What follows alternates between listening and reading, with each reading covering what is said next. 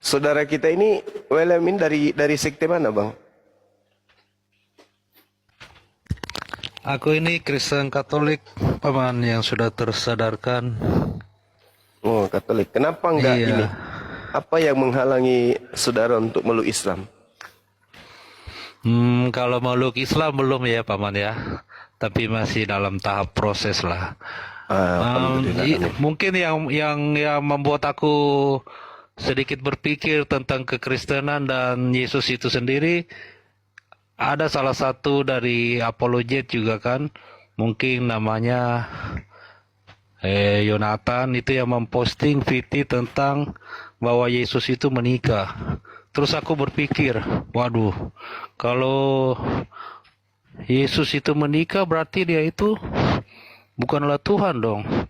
Kok jauh-jauh dari surga turun ke dunia hanya untuk menikah? Terus aku cari tahu dan cross check kembali. Wah, ternyata Yesus itu bukan cuma menikah tapi juga berpoligami. Jadi di situ aku mulai berpikir, Bang Suma, bahwa ini bukanlah Tuhan yang sejatinya ini. Kalau Tuhan sejatinya tidak akan mungkin seperti ini. Mungkin itu salah satu faktornya ya, Bang Suma. Iya. Oke. Jadi yang namanya Tuhan itu, Bung, tidak akan mungkin kemudian keluar dari derajat ketuhanannya, nggak mungkin. Tidak akan mungkin. Kalau kita menitik beratkan kemudian pada logika sehat kita ini, seibarat sebuah rumah, tanpa Tuhan yang mengatur rumah itu akan hancur. Seibarat pesawat terbang yang sedang beroperasional, tidak ada kemudian yang mengendalikan pesawat itu, maka pesawat itu akan hancur. Atau tiba-tiba saja pilotnya berubah menjadi kucing. Kucing tidak akan pernah bisa mengoperasionalkan pesawat. Seketika ilmu seorang pilot manusia tadi, yang tahu tombol kiri, tombol kanan, yang tahu kemudian not-not pesawat tersebut, begitu dia berubah menjadi kucing, yang tahu kemudian not-not pesawat, maka dia kemudian kehilangan pengetahuan untuk mengoperasionalkan pesawat. Begitu juga Tuhan. Ketika Tuhan yang maha mengetahui berubah dia menjadi manusia, maka dia tak berdaya kemudian untuk menjaga alam semesta ini. Kenapa? Karena dia sudah jadi manusia. Apa buktinya? Yohanes 5 nomor 30. Aku tidak dapat berbuat apa-apa dari diriku sendiri. Selesai kita. Tuhan itu satu, jadi manusia. Ya, jadi yang jaga alam semesta ini siapa? Jadi ada kemustahilan pada diri Tuhan pencipta langit dan bumi. Yaitu mustahil pencipta alam semesta yang maha sempurna itu berubah menjadi tidak sempurna. Dengan kata lain, mustahil Tuhan berubah menjadi bukan Tuhan. Nah, bagaimana logikanya?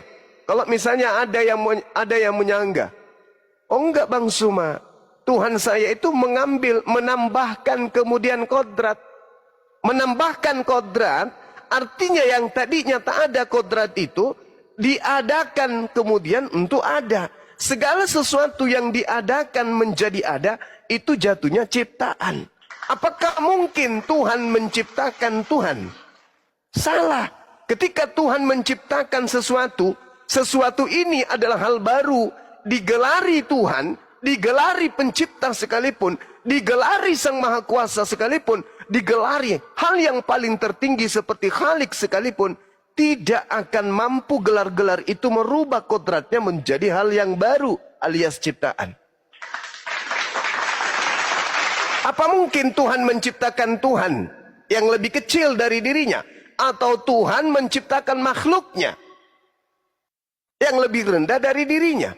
Apa mungkin Tuhan akan menciptakan hal tersebut? Kalau sekiranya mungkin Tuhan mampu menciptakan Tuhan, maka Tuhan yang diciptakan ini bukan lagi Tuhan, melainkan hanya makhluk ciptaan Tuhan atau Tuhan ciptaan Tuhan. Siapakah Tuhan di antara dua Tuhan ini? Yang menciptakan Tuhan atau Tuhan yang diciptakan? Jelas, yang menciptakan Tuhan baru inilah yang Tuhan.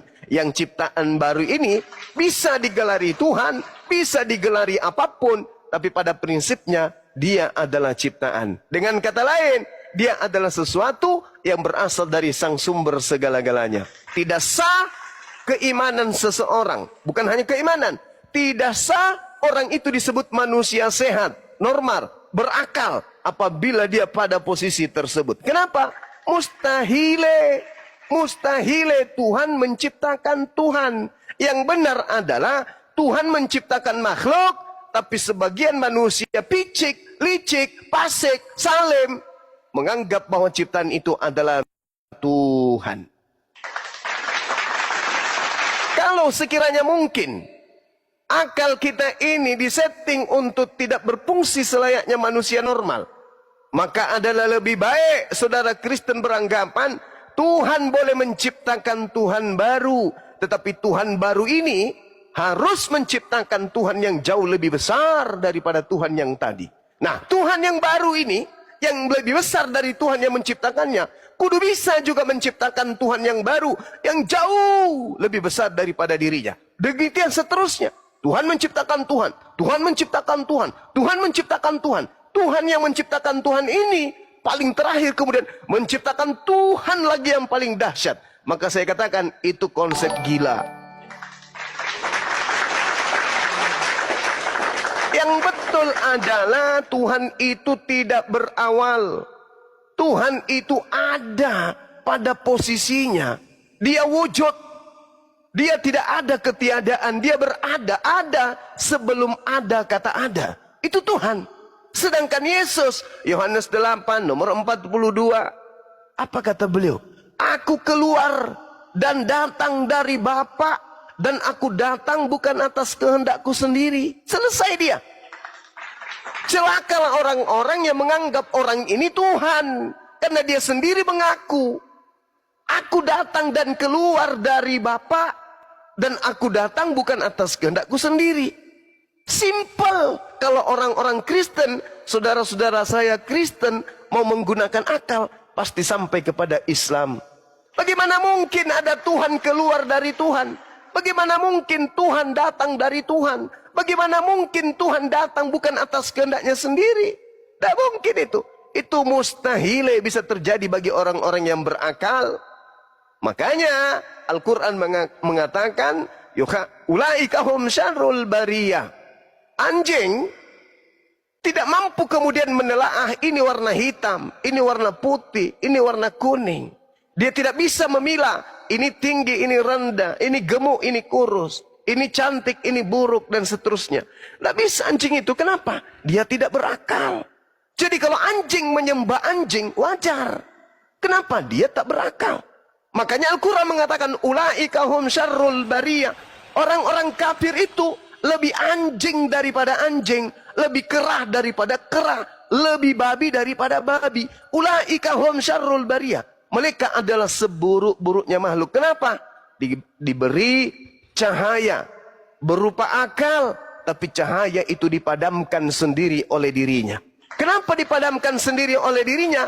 Karena Kristen, maaf, dalam hal ini orang kafir, lebih percaya kepada iblis yang datang kemudian setelah Yesus terangkat ke langit, daripada Yesus sendiri yang datang selama 33 tahun mengajar di tengah-tengah Bani Israel. Seperti Ibu Carolina tadi, itu tanda-tanda orang yang sudah kepenuhan iblis. Angkatan jahat ini minta satu tanda, dan tidak akan diberikan satu tanda apapun kecuali tanda Yunus. Sebab Yunus 3 hari 3 malam dalam perut ikan, demikian juga anak manusia 3 hari 3 malam dalam perut bumi. Apa tanda-tanda jahatnya? Diajarkan kemudian 1 Korintus 15 nomor 17. Dan jika Kristus tidak dibangkitkan, maka sia-sialah kepercayaan kamu, dan kamu masih hidup di dalam dosamu. Apa maksudnya itu? Andai saja Yesus tidak disalibkan, kata Paulus, maka sia-sialah kepercayaan agama Kristen itu. Sedangkan penyaliban itu adalah simbol untuk angkatan jahat. Bahkan dikatakan oleh Paulus, Galatia 3 nomor 13, Kristus telah menebus Kristen dari kutuk hukum Taurat dengan jalan menjadi kutuk karena Kristen. Sebab ada tertulis, terkutuklah orang yang digantung pada kayu salib. Artinya Kristen ini adalah buah dari angkatan jahat yang tadi. Angkatan jahat ini adalah menghasilkan sebuah pengajaran bernama Kristen. Orang Farisi, Paulus. Tertulis di mana? Filipi 3, Filipi 5, Filipi 3 nomor 5 dan seterusnya. Lalu kemudian ahli Taurat. Siapa dia? Sama. Aku adalah ahli Taurat. Dalam hal ketaatanku kepada Taurat, aku tidak bercacat. Dia ahli Taurat. Dia mengaku murid dari Gamaliel. Celakalah engkau wahai ahli Taurat. Celakalah engkau wahai orang Farisi. Beliau tergenapi sudah. Nah, sedangkan kalau kita berbicara mengenai kekristenan, awal cikal bakal munculnya Kristen itu dari pengajaran Paulus. Hebatnya Tuhan Allah Subhanahu wa taala ketika Allah menguraikan wa makaru wa makarallahu wallahu khairul makirin, kata Allah. Mereka orang-orang kafir membuat tipu daya, lalu Allah membalas tipu daya mereka, dan Allah adalah sebaik-baiknya pembalas kejahatan. Itu kata Allah. Nah, hari ini kita bertemu dengan berbagai macam rupa, tabiat dan warna Kristen. Ada yang tadinya menyembah Yesus, berhenti menyembah Yesus, hanya menabikan. Ada yang tadinya kemudian menganggap Yesus ini adalah firman, berubah lagi menjadi itu Tuhan itu sendiri. Bahkan sekarang muncul Kristen yang menganggap diri mereka adalah saksi Yehova. Mereka mengatakan Yesus itu hanya nabi, hanya rasul. Tapi mereka tidak sadar kalau konsep-konsep yang muncul pada diri mereka ini itu bercikal bakal dari ajaran Katolik mula-mula. Keputusasaan mereka terhadap Katolik dikarenakan semakin modern hidupnya, semakin berfungsi akalnya, menemukan kemudian keadaan mustahile Yesus itu Tuhan. Sehingga dia berubah. Lahirlah kemudian sekte Protestan. Habis itu muncul lagi kemudian ajaran yang lain, Advent. Muncul lagi kemudian Mesianik. Muncul lagi saksi Yehova. Kenapa demikian? Dengan munculnya sekte-sekte baru di tubuh Kristen, membuktikan bahwa agama Kristen dari awalnya memang sudah salah jalan. Dengan lahirnya saksi Yehova, dengan lahirnya kemudian Mesianik dan seterusnya, dengan lahirnya ajaran-ajaran yang mendudukkan kemudian Kristen sebagai koridornya dan Yesus hanya sebagai utusan, itu membuktikan agama Islam adalah agama hak, agama betul. Apa buktinya? Ajaran Islam diakui sendiri oleh Kristen dengan munculnya ajaran saksi Yehova. Itu bukti. Ajaran Islam dibenarkan dengan munculnya Advent yang tidak merubah kemudian 10 hukum Taurat. Dengan demikian, agama Kristen awal mula itu adalah agama yang melawan kemudian hukum Tuhan yang datang kepada Nabi Musa. Apa intisarinya? Intisarinya Islam datang meluruskan Kristen. Itu aja. Jadi jangan sakit hati, jangan tersinggung ketika kemudian Al-Quran dipaparkan dan dipakai untuk menilai saudara-saudara Kristen. Karena Al-Quran datang untuk kemudian mengajak orang Kristen kembali kepada jalan yang benar. Apa itu? Kata Yesus, Yohanes 17 nomor 3, hidup kekal kamu bisa peroleh apabila engkau mengenal Dia satu-satunya Tuhan sebagai Tuhan yang benar dan mengenal Yesus Kristus yang Dia utus. Itu syarat mutlak absolut untuk mendapatkan kemudian keselamatan.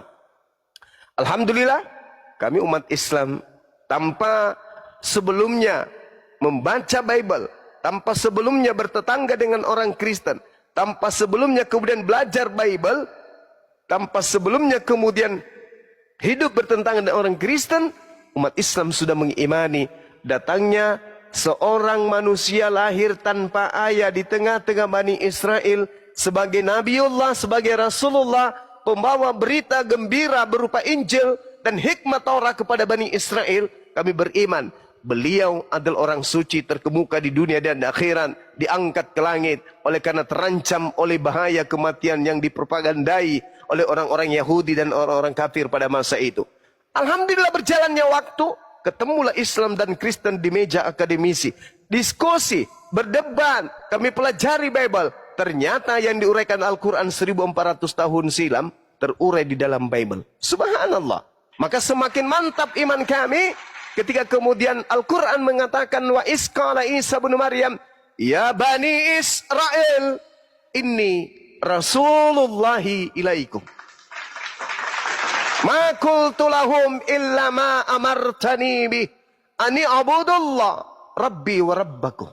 Ternyata di Bible Yesus menyuarakan hal yang sama. Wahai Bani Israel, hidup kekal itu adalah kalian mengenal Tuhan satu-satunya, Tuhan yang benar, yaitu Dia yang mengutus aku dan mengenal aku sebagai utusannya. La ilaha illa huwa wa Yesus Rasulullah. Sederhana bukan? Dan itu konsepnya ada di iman kami. Kata Yesus, hidup kekal itu kamu dapatkan apabila engkau kemudian mengenal Bapa sebagai satu-satunya Tuhan dan mengenal Yesus Kristus yang diutusnya. Islam ada pada pondasi itu. Sebelum kami bertemu dengan Kristen, sebelum kami membaca Bible, iman kami memang sudah ada di situ. Cuman kami heran, yang kami kenal adalah Nabi Isa alaihi salam. Muncul dari barat melalui Belanda masuk ke Nusantara. Ternyata namanya Yesus. Beda nama, satu oknum. Nah ini yang merupakan kemudian intisari perbedaan kita. Umat Islam mendengarkan kaidah keselamatan hidup kekal di Bible, mengikuti kemudian dikarenakan dorongan Al-Quran dari sejak 1400 tahun silam. Anehnya yang pegang kitab justru kagak. Coba dengarkan baik-baik. Hidup kekal adalah hal esensial yang dikejar oleh seluruh umat agama, umat beragama. Apapun agamanya, yang dikejar itu adalah hidup kekal. Apa maksudnya hidup kekal? Hidup kekal itu adalah berada di surga, di jannah. Sedangkan mati kekal itu adanya di neraka. Seluruh umat beragama, apapun agamanya, mereka mengejar apa? Hidup kekal, bukan mati kekal. Hidup kekal surga, mati kekal neraka. Apa kata Yesus? Hidup kekal itu adalah titik 21. Mereka mengenal engkau satu-satunya Tuhan yang benar. 2. Mereka mengenal aku Yesus yang engkau utus. Islam pada pondasi akidahnya ada di situ. Beriman kepada para nabi. Nabi yang datang lahir tanpa ayah, kami imani sebagai rasul. Kami imani sebagai utusan. Kami imani sebagai Nabiullah yang datang di tengah-tengah Bani Israel. Inni Abdullah ataniyal kitaba wa ja'alani nabiyan. Jelas itu. Berarti apa ini? Umat Islam kenapa dia? Kok gila ya? Bisa dia paham, bisa dia ngerti. Ternyata Al-Quran sudah mengarahkan itu. Dan apa kata Allah? Wa makaru wa makarallah. Wallahu khairul makirin. 1000-2000 tahun setelahnya kemudian muncul pengajaran para apologet Islam yang mengajarkan, hei, kamu nggak bisa menyembunyikan kebenaran yang muncul di tengah-tengah Bible-mu. Di mana Yesus memberikan kemudian sayembara. Engkau bisa mendapatkan hidup kekal apabila engkau mengenal 2. Pertama, mengenal Bapa yang mengutusku sebagai satu-satunya Tuhan yang benar. Dan mengenalku sebagai utusannya. Dan itu adalah konsep Islam. La ilaha illallah Isa Rasulullah. Kristen berbeda. Meskipun di dalam kitabnya hidup kekal itu adalah mereka mengenal engkau satu-satunya. Sudah tertulis di situ satu-satunya. Bahasa Indonesia pun hidup kekal itu adalah mereka mengenal engkau, bukan aku, engkau. Sudah bahasa Indonesia pun satu-satunya, satu bukan 3. Sudah bahasa Indonesia pun. Dan mengenal aku sebagai rasul utusan. Sudah dikatakan utusan Bapa pun. Tapi apa yang diimani oleh orang Kristen justru berbalik terhadap apa yang diajarkan oleh Yesus. Makanya apa hadiah dari Yesus kepada Kristen? Matius 7:22-23. Enyahlah daripadaku wahai Kristen. Kalian semua adalah pembuat kejahatan. Aku tidak mengenal kalian. Kenapa? Yesus mengatakan itu? Poin pertama, mereka mengenal engkau satu-satunya Tuhan. Kristen muncul bukan Bapa satu-satunya Tuhan, tetapi Yesus juga Tuhan, Roh Kudus juga Tuhan, tapi satu hakikat. Ini ilmu dari mana? Yang namanya satu-satunya, tidak ada dua-duanya, tidak ada tiganya, tidak ada. Namanya satu-satunya. Dan anehnya saudara Kristen, ketika dia mengatakan satu-satunya, dia angkat derajat Yesus kemudian tanpa ilmu secara membabi buta, memasukkan kepada hakikat yang satu-satunya itu. Rasulnya mana? Hilang. Apa muncul konsepnya kemudian? Dia adalah firman jadi daging, dia 100% daging dan 100% Tuhan. Nih apa ini namanya nih? Ilmu dari mana pula ini? Nah, itulah yang dikatakan oleh Quran. Wa makaru, wa makarallah, wallahu khairul makirin. Itu juga yang diterangkan kemudian oleh Yesus. Di dalam mana? Matius 12 yang tadi kusampaikan ke Ibu Carolina. Apabila ada orang bertobat, lalu dia kemudian seibarat rumah yang bersih, lalu iblis keluar daripadanya, iblisnya kemudian mencari pemberhentian, tidak mendapatkan sesuatu apapun kecuali padang gurun. Lalu karena tak menempati kemudian tempat, dia kembali kepada orang yang bertobat tadi dan menemukan orang bertobat itu dalam keadaan tersapu bersih. Lalu kemudian dia keluar kembali memanggil, mengajak ketujuh roh jahat yang lebih jahat daripadanya untuk masuk kembali ke orang yang bertobat tadi. Dan setelah mereka 88 roh jahat masuk ke dalam tubuhnya, maka semakin jahatlah orang yang tadinya bertobat. Apa kata Yesus? Demikian juga akan berlaku terhadap angkatan jahat ini. Siapa angkatan jahat yang pernah bertobat? Siapa orang Farisi yang pernah bertobat? Siapa kemudian ahli Taurat yang pernah bertobat? Apa yang dilakukan setelah dia bertobat? Mendirikan sebuah agama, sekte, komunitas, kelompok, organisasi, partai besar bernama Kristen. Di mana dalilnya? Kisah Para Rasul 24 nomor 5. Hai orang-orang Israel, dengarkanlah ini. Inilah Paulus, seorang yang kena penyakit sampar, yang telah menyesatkan semua orang Yahudi di dunia yang beradab, dan dia Paulus adalah tokoh dari Kristen. Jelas itu dalilnya. Tapi kenapa kemudian Kristen mau mengikuti Paulus? Ya itu tadi, Yesus berkata, waspadalah kepada penyesat yang datang dengan memakai namaku dan berkata, akulah Kristus. Jangan kamu percaya, waktunya sudah dekat dan dia akan menyesatkan banyak orang. Nubuat Yesus harus tergenapi dong. Harus ada pengikut daripada Kristus palsu dong. Maka dengan adanya Kristus yang datang kepada Paulus, mengaku Yesus, dan dia bukan manusia, dan pengikutnya kemudian bernama Kristen banyak sekali, maka tergenapilah kemudian apa yang dikatakan oleh Yesus, waspadalah kepada penyesat yang datang kepadamu dengan memakai nama Yesus dan berkata, akulah Kristus. Dia akan menyesatkan banyak orang. Yesus, terbukti enggak ucapannya? Terbukti. Ada enggak kemudian Kristus yang datang setelah diterangkan ke langit? Ada. Datang kepada siapa? Paulus. Apa nama pengikutnya? Kristen. Na'udzubillah, thumma na'udzubillah. Demikian, silakan diambil alih teman-teman.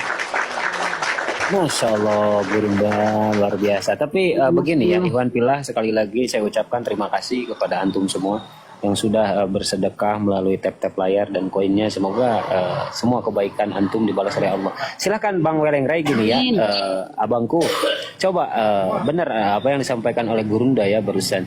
Apa yang membuat Anda masih standby di dalam kekristenan gitu? Mungkin Anda bisa ungkapkan, curahkan malam ini gitu kan, biar ada pengetahuan juga untuk saudara-saudara kita.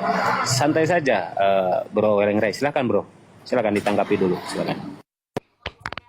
Ya. Terima kasih. Jelas dan padat itu Bang Suma ya. Ya, jadi aku tambahkan juga sini sedikit ya. Ya, selain itu banyak juga dari ayat-ayat di Bible itu sendiri yang banyak bertentangan dengan ketuhanan itu sendiri. Dan ketika aku mencari tahu ya, juga tentang sosok Rasul Paulus itu sendiri, ternyata Bible khususnya Perjanjian Baru yang di mana 14 ayat di Bible itu sendiri ditulis oleh Rasul Paulus. Jadi ketika aku mencari tahu siapa itu Paulus, ternyata Paulus inilah yang memfitnah Nabi Isa atau Yesus itu sendiri dengan konsep ajarannya yang merubah isi dari perjanjian baru itu. Mungkin dari aku seperti itu ya, silakan.